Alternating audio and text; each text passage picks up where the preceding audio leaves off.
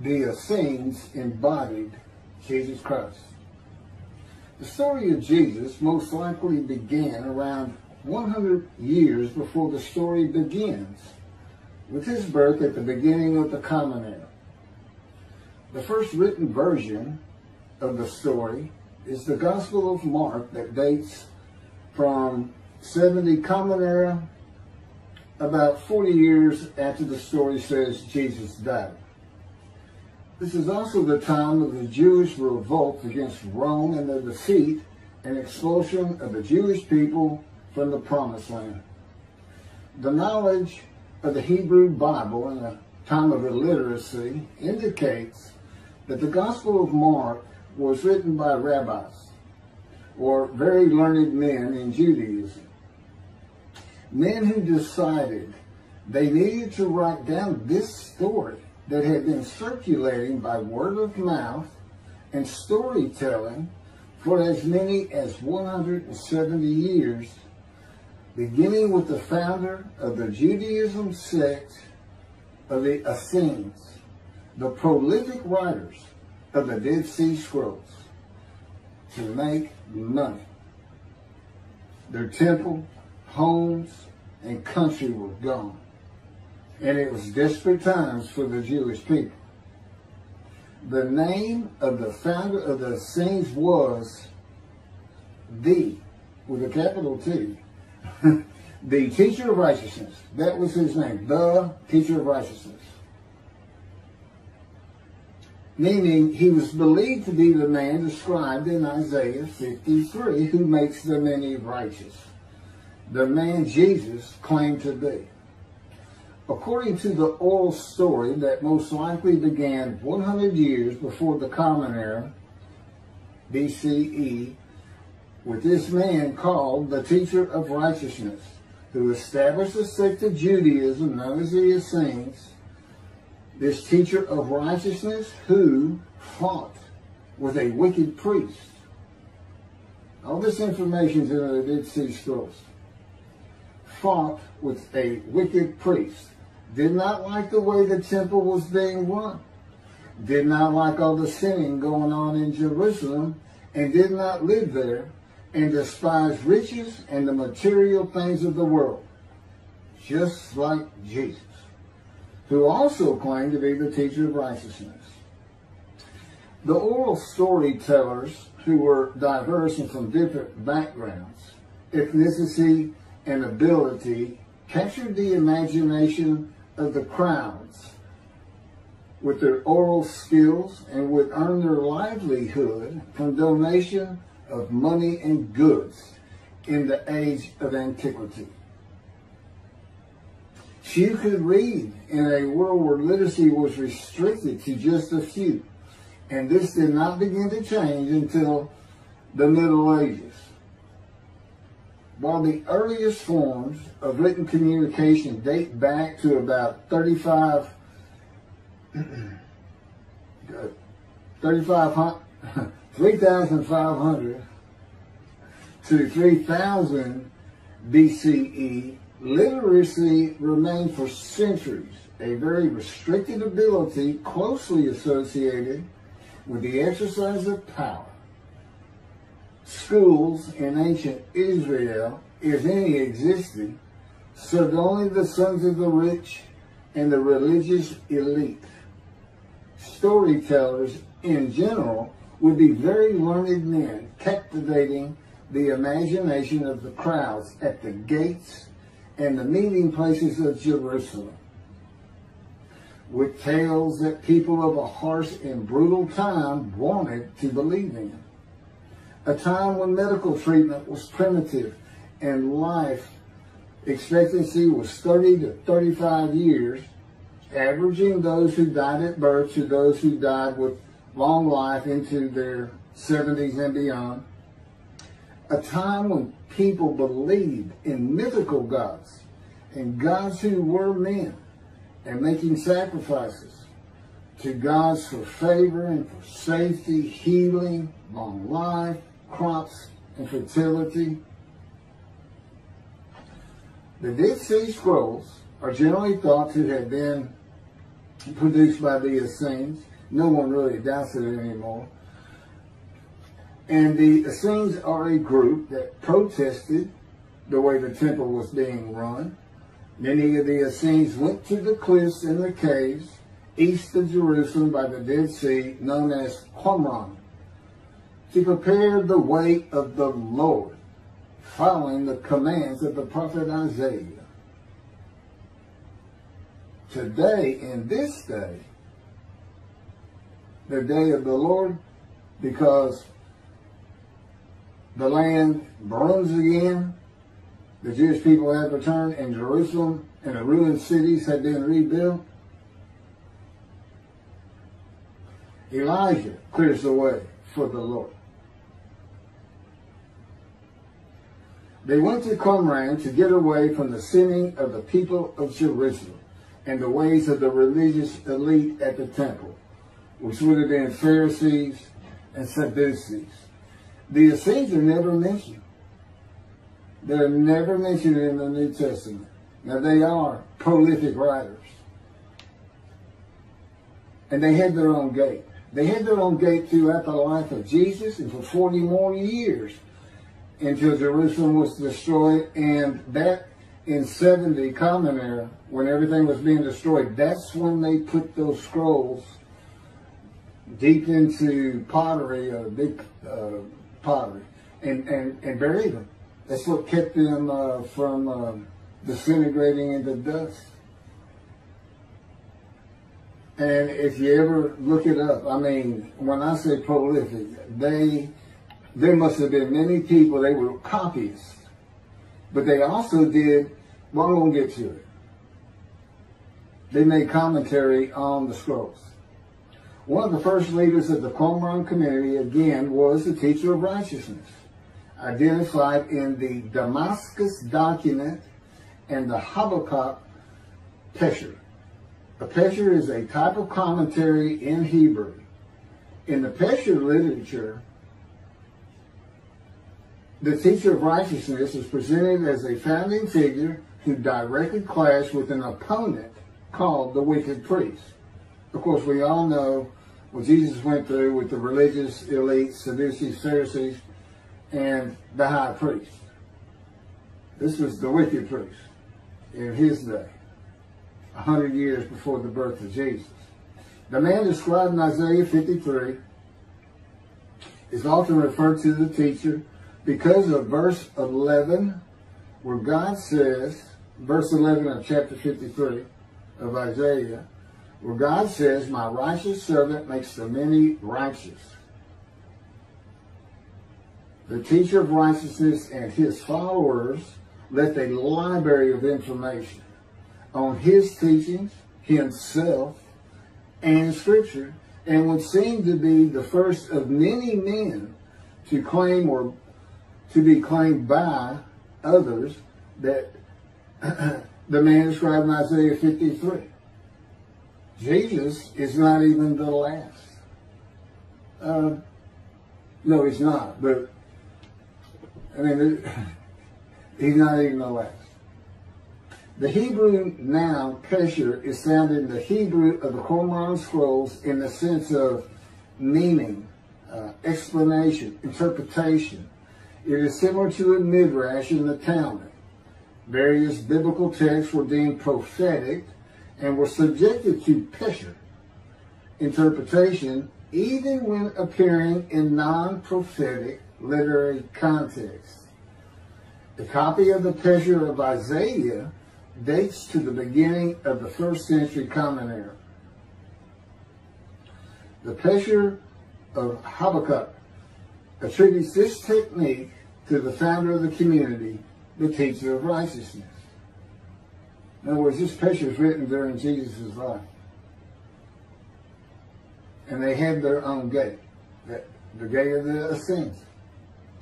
The Qumran sect, like the broader Jewish movement from which it sprang, took a critical view of the established orthodoxy of its time, believing Israel to be under divine judgment, regarding itself as the true remnant of Israel and awaiting its imminent vindication. at the, quote, end of days. At the end of days, evil would cease, the wicked would be destroyed, and the righteous would live under a divine blessing. This is not unlike the teachings in Judaism today of a redemption, restoration, and exaltation of the Jewish people by the world of Gentiles, the nations, with peace throughout the world. When the anointed one comes, the anointed one means Moshiach. The New Testament will say Messiah, but it just means anointed to do a task for God. And that would be from chapter 11, verses 1 and 2 of Isaiah. And the man is described in Isaiah 53 according to the sages and rabbis of the time.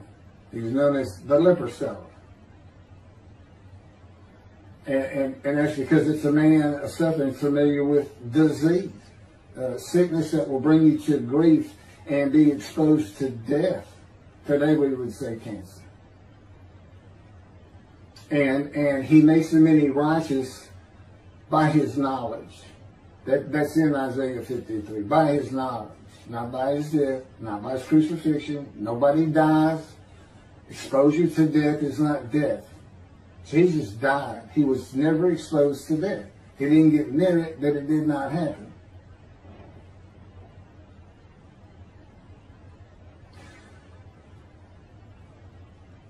This time that the Essenes were waiting upon, that they thought was imminent, did not happen for them.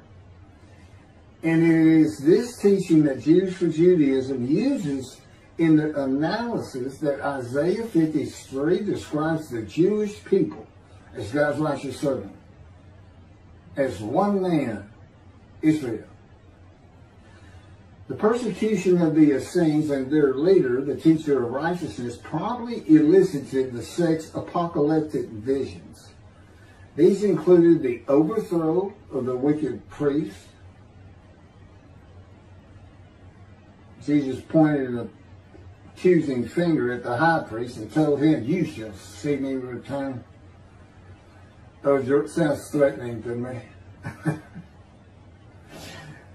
The wicked priests of Jerusalem and of the evil people, and in the dawn of the Messianic age, the recognition of their community as the true Israel. Josephus Flavius describes this sect, the Essenes. This is a man living at the time. People wrote back then, but you can't find anything written by Jesus or about Jesus until after the destruction of the temple. He describes this sect, the Essenes, as one of the main three philosophical sects among the Jews, with a very detailed description. Excerpts from his book, Wars 2, chapter 8, include, this is in quotes, the third sect, which pretends to a severe discipline. These men are despisers of riches, and so very communicative as raises our admiration. And as for their piety towards God, it is very extraordinary. You would think that Jesus would have been in this thing. He fit right in. But again, we never hear a single word about these prolific writers. The other two philosophical sects were the Pharisees and the Sadducees. In the New Testament, the Essenes are never mentioned, as I said.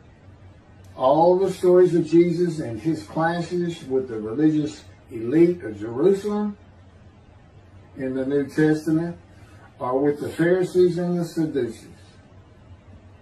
According to this same Josephus, the name of the gate in the southern wall of Jerusalem at Mount Zion was called the Essenes Gate. Everything about the Essenes says Jesus would have been one.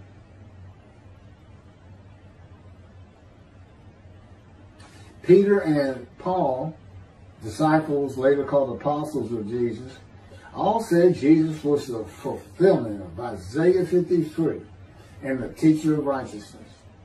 All of Christianity does today.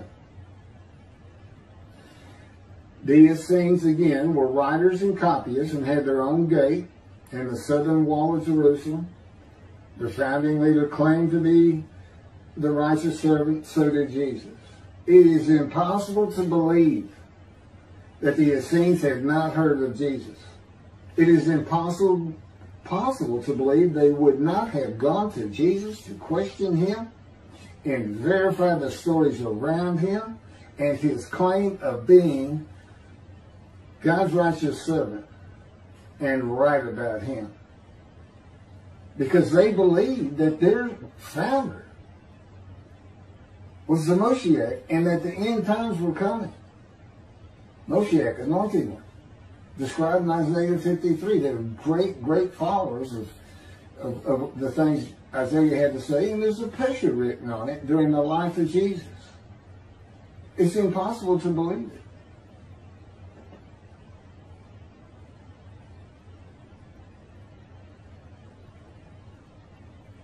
We're talking about a man that healed the sick, removed blindness, had the crippled walk, fed 5,000 people with 5 loaves of bread and 2 fish, walked on water, turned water to wine, raised the dead, was crucified, and 3 days later came back to life? And you think these people, how about Joseph Philadelphus? Why didn't he mention that? He talks about the destruction of the temple. He was there. The Essenes were present in and around Jerusalem for 100 years before the birth of Jesus and another 40 or so years after his death at the age of 30 in the first written story of him and his life in 70 Common Era. There is not one word written by the Essenes of Jesus. There is no account in the New Testament of Jesus in an Essene. There are no writings or even a mention of him by a single person or a group that was part of his generation while he was alive. There are no writings by Jesus. And prophets of God, men of God, servants of God have been writing for him throughout the biblical times until he stopped talking to his prophets. The Hebrew Bible ended. The last prophet he spoke to, Malachi. Malachi chapter 3, the last chapter of the prophets,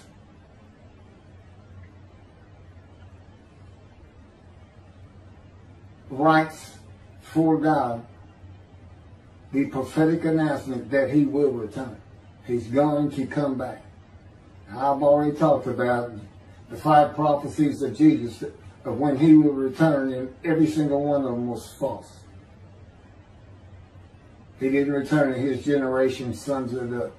Those who pierced him with the spear on the cross, he says in the Revelation on the first page, verse 7, those who pierced me with the spear shall see me return. I'm coming back quickly.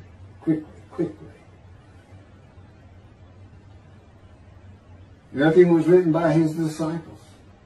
There are no writings by Herod or Pilate or any Roman newspaper, poem, or book of this man who healed the multitudes, fed the poor, walked on water, raised the dead, turned water to wine, was crucified and rose from the dead to human life, and then rose to heaven. That's where he's supposed to be returning from. While there are 3 Gospels under the names of 3 disciples, they are all considered pseudepigrapha. In Greek, that means falsely attributed. Writings which were attributed to authors who did not actually write them. And they were all written long after the death of Jesus, these Gospels, full of quotes and teachings from Jesus himself. Quoted parables, long speeches, Sermon on the Mount, long sermons that could not be accurate if passed by word of mouth. There is only one answer. The Essenes themselves, these writers and the storytellers of the day, had put this story together. And even though the writers of the gospel knew full well these rabbis were learned men of the Hebrew Bible, they They knew it didn't really fit, but you know what else they knew? Nobody could verify it. Nobody could check them. Nobody could check them. Now, I just did a video on the deceptions. The deceptive, well, it covers just Matthew. And there's 3 different stories of him and deceits in every one of them that you can go look up now. You can verify these things I'm saying. I'm quoting them. I give the chapters, the books they come from. You can see Jesus changed Zechariah, verses 9 and 10, the verses, from riding an ass into Jerusalem and being crucified, as Jesus said all the prophets said of him, to what the prophet actually said. You can go look at it. He said he's going to go and defeat Rome, defeat the enemy in Rome, which in Jesus' time, in Jerusalem, and be king of the world, which at the time would have been the nations of the Middle East. And he would tell them all to surrender. That's actually, yeah, that's part of the verse itself, verse 10. And he would defeat the enemy and have the nations surrender and be king from sea to sea, lands into ocean. I mean, you can't get more deceitful than that. You can't lie greater than that. You're manipulating Scripture, God's holy word, manipulating it, deleting a verse 10, telling your disciples, you know, tell everybody these things. That's why he's telling them. Tell everybody these things. I'm going in. They're going to kill me. Okay. That's what the prophets say. Don't forget. And that's what he's doing.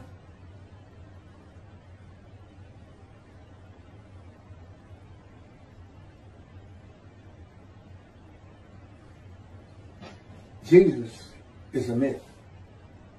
Go look at that. Go look at what a myth is. Believe me, it covers the New Testament. It covers Jesus Christ.